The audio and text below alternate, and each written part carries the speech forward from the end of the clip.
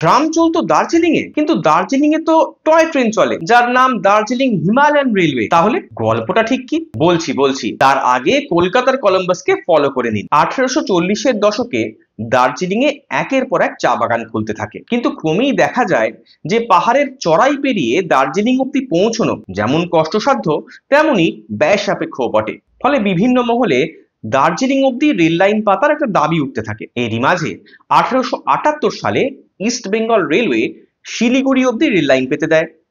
সেই রেলওয়েরই একজন এজেন্ট ছিলেন ফ্র্যাঙ্কলিন প্রেস্টেজ। তিনি ভারত সরকারের কাছে প্রস্তাব রাখেন যে দার্জিলিং অব্দি একটা রেল লাইন পাতলে কেমন হয়। যেমন ভাবা তেমন কাজ। 1879 সালের এপ্রিল মাসে তৈরি হলো এক নতুন কোম্পানি, যার নাম রাখা হলো দার্জিলিং স্টিম ট্রামওয়ে কোম্পানি। কিন্তু ট্রামওয়ে কেন?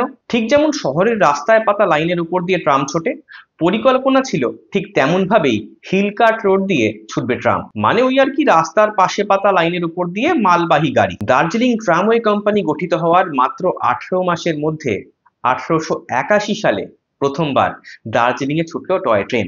মজার ব্যাপার হলো, তখনও কিন্তু কলকাতায় ঘোড়ায় টানা ট্রাম চলে। ডিমে টানা ট্রাম কলকাতায় চালু হয় 1882 সালে। টয় ট্রেনের পরিষেবা চালু হওয়ার পর কোম্পানির নাম দার্জিলিং স্টিম ট্রামওয়ে কোম্পানি থেকে বদলে রাখা হলো দার্জিলিং হিমালয়ান রেলওয়ে। স্বাধীনতার পরে 1948 সালে ভারতীয় রেল দার্জিলিং হিমালয়ান রেলওয়েকে অধিগ্রহণ করে। কলকাতার কলম্বাস, নতুন নতুন গল্পের খোঁজে।